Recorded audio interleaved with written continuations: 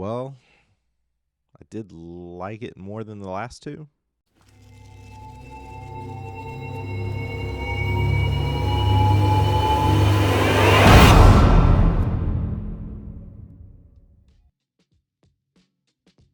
What's up, everyone? Welcome back to the channel. I'm going to be talking about Jurassic World Rebirth. So I actually got to see this last week. This was the Cinemark secret screening movie. Regal does this as well, called the Mystery Movie.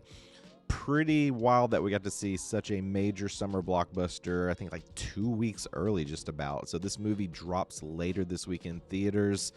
Let's just dive right into this. So this is set 5 years after the post-Jurassic World Dominion film. We're set in a world now where the environment has made changes. Dinosaurs are still around, but they cannot live like on the mainlands due to changes within the environment. They can actually only survive close to the equator, and also just people in general just don't seem to care as much about the dinosaurs.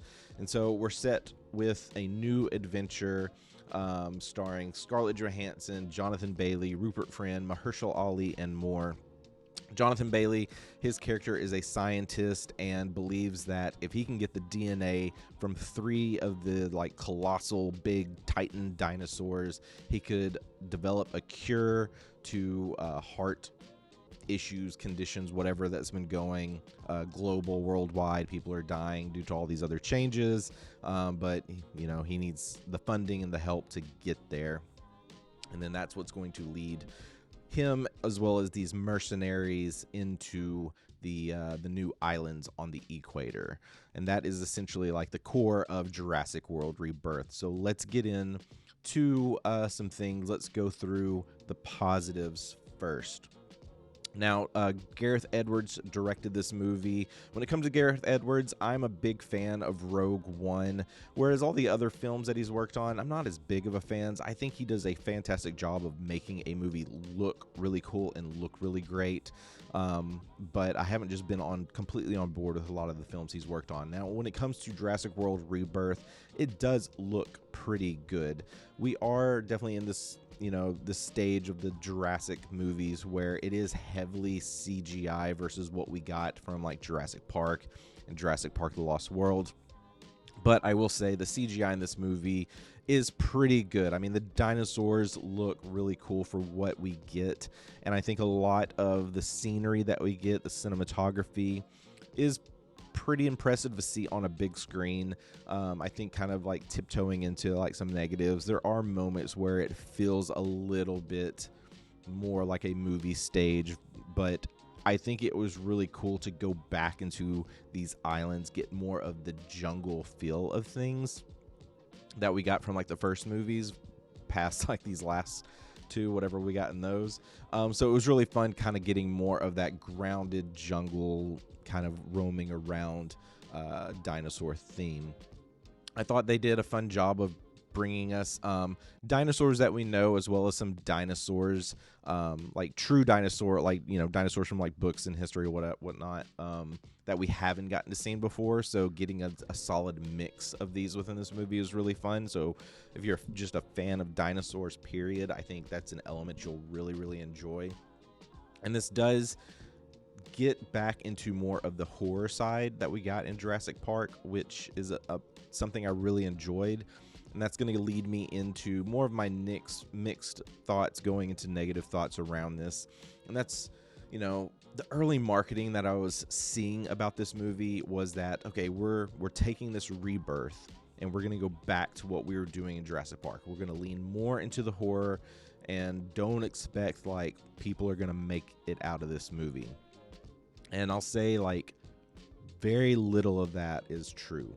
We do get some moments in this that lean more into the horror side that we got from Jurassic Park, because you got to think like dinosaurs essentially are these gigantic animal monsters.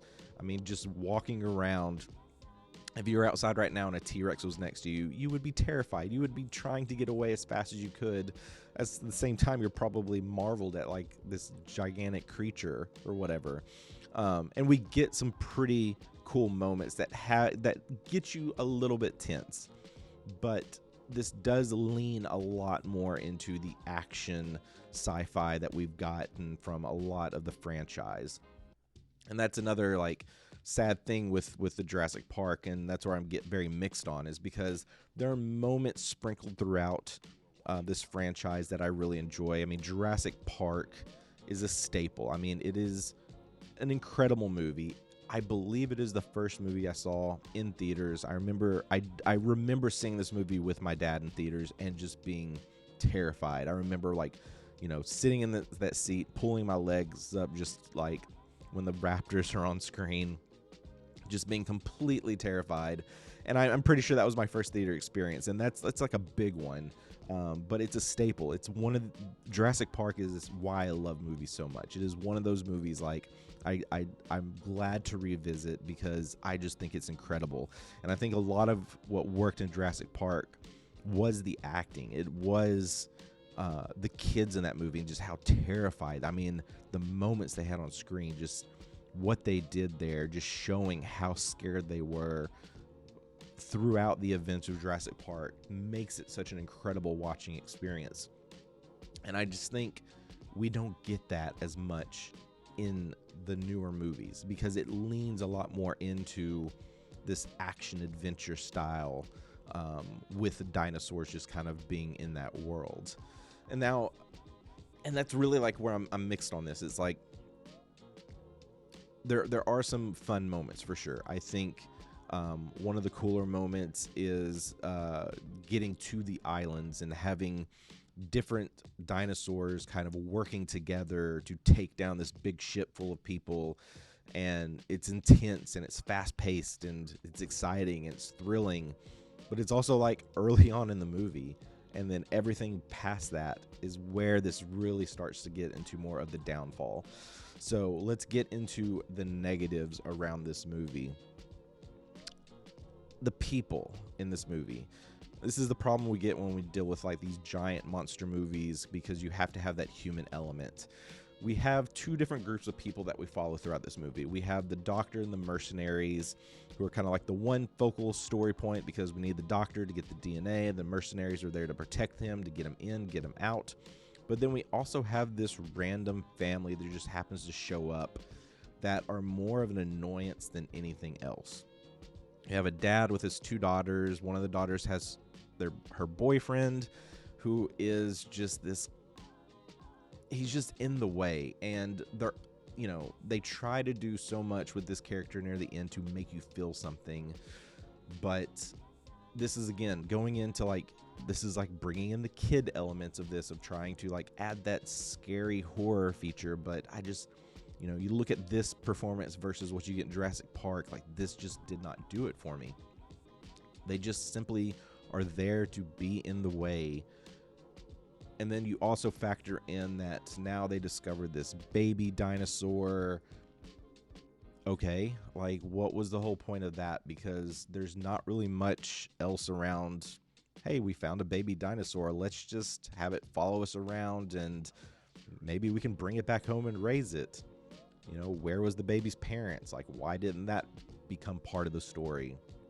Why didn't we add a little bit more thrill there of the family, getting to the island and then being chased by the parents of this baby that they have, and how are they going to like deal with that conflict? And we do get them being part of a T-Rex raft scene, which the raft scene is a big part of the book that was supposed to be in Jurassic Park but never really made it in.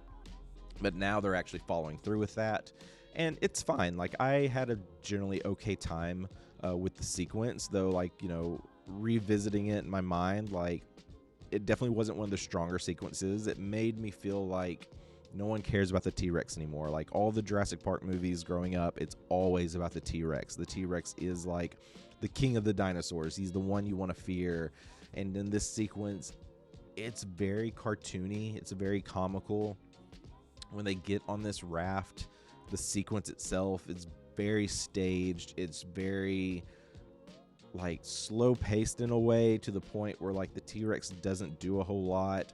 There's never anything that you would expect to happens, and it just feels very set up to get them a piece of travel, like a way to travel with this raft to get from point A to point B. And that's all it really was. And then, beyond just the people and just trying to build the character, within them and like having something to care about. Because again, these are all new people we're not familiar with. It's not like, Jurassic Park through Jurassic World of building up these characters and their stories and how they were able to piece everything together. We have all these new people that they just happen to throw little nods to the, to Alan Grant and to the events from the other movies. And yeah, Jonathan Bailey and Scarlett Johansson, like there's some chemistry there, and there are moments where I do care about them and what they, what they're going through and what could lead them to something else. You also have Mahershala Ali. He's like super fit in this movie. He's like the mercenary with the heart, and I really enjoyed his character, but I wish we got a little bit more depth into his relationship with Scarlett Johansson's character and like maybe a little bit more backstory there. Because the moments we do get with him early on, I just didn't really care about. It's just so much filler just to push them through the story to get them closer to the island. And that's another negative. It's like the first half of this movie is very, very slow paced. It's a lot of things where I'm just like, okay, let's get this going. Like, let's get to some more exciting things. And then we finally eventually get there. Now let's get into the mutant dinosaurs and the whole setup there. And side note, there are cop cars and fire trucks going by, so if you hear those noises, I apologize. Hopefully I can edit that out, but we'll just keep going. The mutant dinosaurs, and even the whole setup with the mutant dinosaurs. I thought like the intro to this movie, while fun, the whole reason all of these things happen is due to a freaking Snickers bar. Product placement. One of the guys is hungry, grabs a Snickers bar, just tosses the wrapper just wherever, which gets sucked into a vent and causes like all the tech stuff to malfunction. And now this D-Rex or whatever they were calling it is able to escape. Wow. Like that just felt wildly lazy to me in a way, and just a very in-the-face product placement as well, which you get plenty of those things throughout this, which is very unfortunate. But when it comes to the mutant dinosaurs, I just wasn't on board with it. I mean, you don't get a lot of time with it. It's really just the final boss battle, if you will. And it's one of these, you could replace it with any other dinosaur, T-Rex, Spinosaurus, whatever, Velociraptors. The outcome would be the same. It doesn't change anything. It's just them trying to come up with a new idea to keep people interested. And looking at like the Jurassic World franchise, like that trilogy, I wasn't on board with the clones. I hated what they did with Dominion. The Indominus Rex was cool, and I would have loved to see more of that, or leaning more into that kind of stuff. But like I said, like it's always about the T-Rex, and that just wasn't a big part of this, which is very unfortunate. Also, the moments that we get with a lot of these dinosaurs are more or less like copy and pasted from Jurassic Park. There's a sequence near the end with one of the newer dinosaurs. It is basically replicating the kitchen sequence from Jurassic Park. Like, you can't look away from it. It is like exactly that. And it's very unfortunate because it really just kind of makes you sit back and just roll your eyes like, okay, I guess they couldn't come up with anything new or creative here. And that is such an unfortunate thing that they're kind of tiptoeing back into this horror element, but they don't fully get on board with it. Recreating so many sequences, trying to introduce us to this mutant dinosaur, and then giving us two different really storylines that don't really play well together and just kind of feel like they're getting in the way.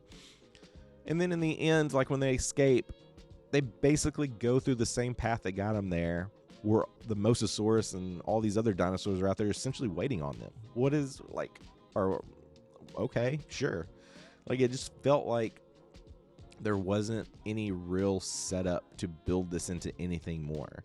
And when it comes to like the villain, again, it's something that we've seen not so much in this movie, but in other movies. It's always down to money. Who's going to back this? What are their intentions? I need to get this. I need to get it to my investors. We're going to make so much money. That's all I care about is money, money, money. And that's another big problem with this movie is like it just feels like it's copied and pasted from all these other things, and they're just going to lean on that to kind of move everyone forward on this mission. And yeah, they tried their best to put heart into it. But again, it just leaves you feeling like, what did I just watch? What was the point of all this? Because there's nothing really to grasp onto that this is going to lead into some sequel that could be really, really cool. And yeah, they're probably going to figure out a way to make another movie and keep it going. But at this point, it just feels like the magic is over. The magic that we got from Jurassic Park just hasn't really followed through with all of these sequels. And it's very unfortunate. Like, one last note I'll probably make is, like, I wish they would have leaned more into the animated series that's on Netflix, the Camp Cretaceous. I haven't finished it.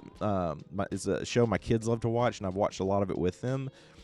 And I care about those characters. I think what they did with that series is really, really cool because it leans into the events of Jurassic World. It all takes place during Jurassic World. So it's like when you watch Jurassic World, you're going to see moments of like, oh, that's where, like when this happens, the kids are over here and this is what they're going through. And I would have loved to see how they could bring like those kids into like a live action Jurassic Park world, whatever they want to call it, movie, and kind of complete that story in a really cool way that ties them together. I think that would be really exciting because what they've done with that series, even though it's animated, I'm invested more in these characters and their story than I am like with what's going on now. So Jurassic World Rebirth sadly is such a disappointment for me. I thought the initial ideas and what they were pitching for this movie was really cool, but the delivery of this and the execution just didn't play out. I think you get new characters that are hard to truly care about. You get some of the classic dinosaurs, which are great to see, but now you have these mutant dinosaurs that just don't really play into this in any significant way. And we get a story that's just a mess all around, and it's hard to see like where this is really going to within this franchise. Jurassic World Rebirth will drop in theaters later this weekend, kind of opening up the July summer blockbusters, which is wild because like July is a month I've been looking forward to. We get this, we're gonna get Superman, we're gonna get Fantastic Four, and this was such a disappointing way to start off July as one of probably in line to being one of my most disappointments of 2025. So if you've seen Jurassic World Rebirth, what are your thoughts? Did you catch it on the early screening? Are you a fan or just didn't care for it? Once you do see it, let's come back and talk about it. What's your favorite of the franchise? Would love to know. Mine, of course, is Jurassic Park. I mean, that's just a standout and one of my favorite movies. So thank you much for stopping by. Be sure to like and subscribe. It helps the channel out. Make sure you know when I drop more reviews soon. I'll be back later this week talking F1. Caught that last week, so can't wait to talk about that. All right, hope everyone has a great week. We'll see you soon.